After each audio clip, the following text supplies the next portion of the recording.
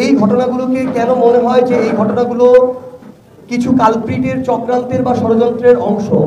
কারণটা হচ্ছে এই ঘটনাগুলো এমন গুরুত্বপূর্ণ জায়গাগুলোতে ঘটছে যে এই জায়গাগুলো একটা দেশের স্থিতিশীলতার সাথে, অর্থনীতির সাথে অনেক গুরুত্বপূর্ণভাবে সম্পর্কিত। এবং এটা যখন সিরিজ আকারে প্রত্যেক দিনই একাধিক জায়গায় করা হয় এবং এমন গুরুত্বপূর্ণ জায়গায়, যেই গুরুত্বপূর্ণ জায়গায় এগুলো হওয়ার কথা নয় বা পূর্বে এগুলোর ইতিহাস দেখা যায় না, আমরা মনে করি যেই ফ্যাসিস্টদের, তোষামতকারীদের, দোসরদেরকে অন্তর্বর্তীকালীন সরকার খুঁজে বের করে শাস্তির আওতায় আনতে পারেনি, তারা এখন বিভিন্নভাবে ওই তাদের বিভিন্ন অডিও ভিডিও কলে যুক্ত হয়ে নির্দেশনা পেয়ে এই কাজগুলো করছেন।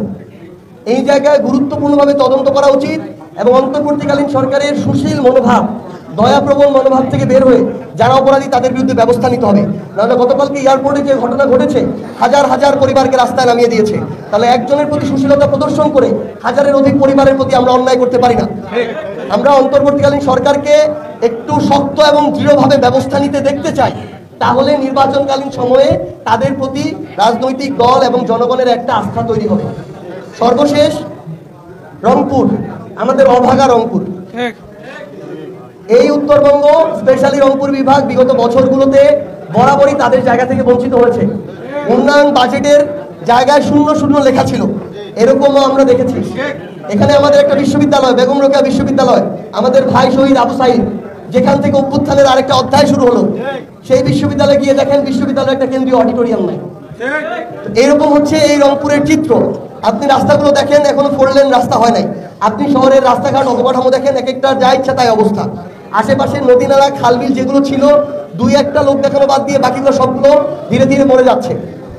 আমরা আহ্বান করবো অন্তর্বর্তীকালীন সরকারকে এবং আগামীতে যারা আসবেন, রংপুরের মানুষ যেহেতু প্রথমে জীবন দিতে শিখে গিয়েছে, আগামীতে যদি আপনারা রংপুরের প্রতিনিধিত্ব করতে চান, রংপুরের প্রাপ্য রংপুরকে বুঝিয়ে দিতে হবে।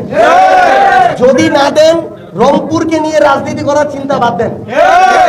প্রয়োজনে রংপুরের মানুষ আলাদাভাবে তাদের জায়গা থেকে সিদ্ধান্ত নিবে যে আগামীর রাজনীতিতে রংপুর কোনো নতুন ভূমিকা অবতীর্ণ হবে কিনা, রংপুর কোনো নতুন অপশন বেছে নিবে কিনা।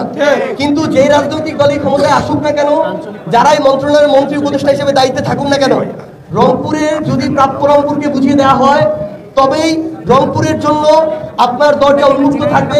না হয় রংপুরের মানুষ ঠিক করবে আপনি রংপুরে কতটুকু গ্রহণযোগ্য হবেন, আপনার আশ্রয় রংপুরে হবে কি হবে না।